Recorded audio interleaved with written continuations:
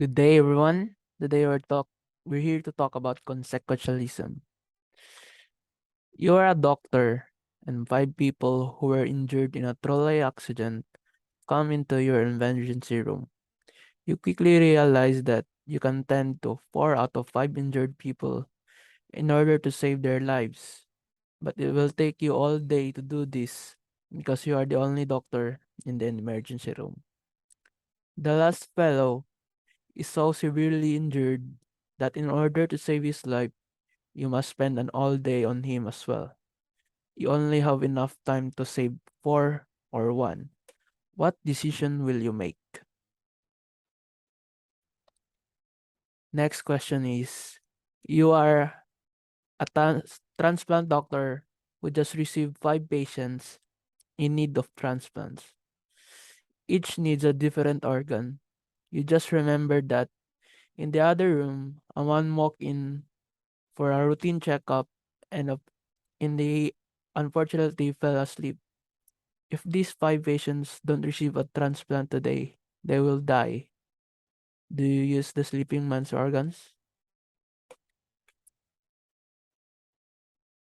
Consequentialism. We don't always have to focus on actions.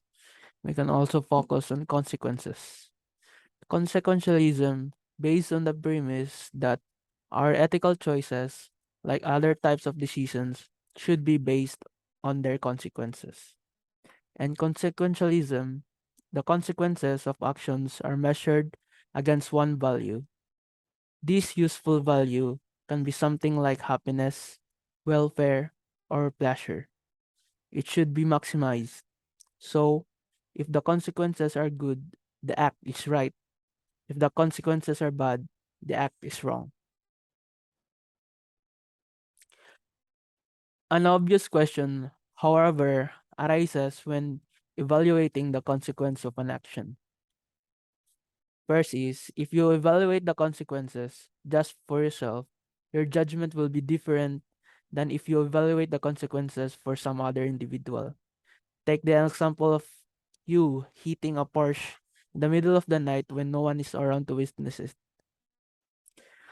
The answer to these questions form the basis for these two theories, which is utilitarianism and egoism. We're gonna talk about these two basic theories in the next slide. So first is egoism.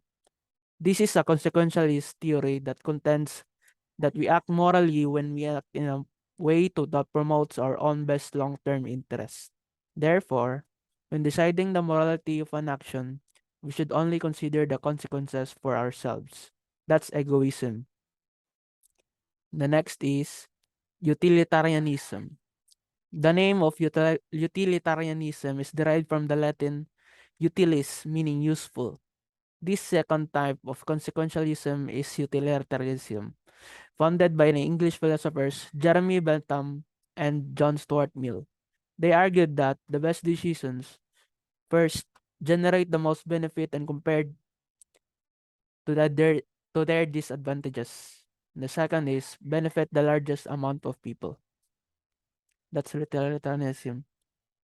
In other words, utilitarianism is attempting to do the greatest good for the greatest number of people. If egoism is just based on yourself, the opposite is the utilitarianism that generates the greatest good for the greatest number of people. That's the difference between the two theories. Next is the short and long-term consequences. Utilitarians consider both short and long-term consequences in making ethical determinations. If the immediate benefits of a decision doesn't outweigh its possible future cost, then the decision that produces long-term benefits is chosen. However, if the immediate good is sure and the future good is uncertain, decision makers generally select the opinion that produce the short-term benefit. Further, the utilitarian decision maker keeps her or his own interests in mind, but gives them no more weight than anyone else's. Making a choice according to utilitarianism principle is a three-step process. First, identify all the possible courses of action.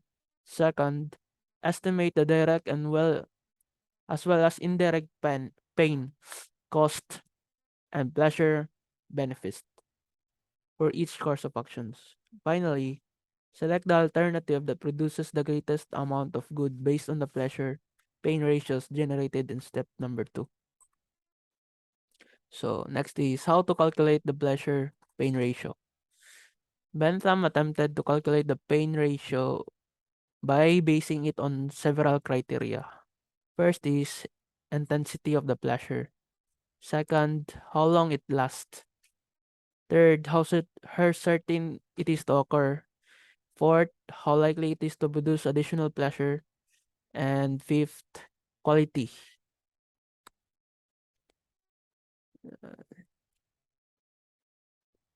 So criticisms. Utilitarianism is probably the most defensible approach in emergency situations, such as in the wake of the massive earthquake that hit Pakistan in 2005. Amidst of such widespread devastation, medical personnel ought to give top priority to those who are most likely to survive. It does little good to spend time with a terminal patient while a person who would benefit from the treatment dies. Few could argue that with the ultimate goal of evaluating consequences, which is to promote human welfare by maximizing benefits to as many people as possible. Despite its popularity, utilitarianism suffers from serious deficiencies. That's all. Thank you.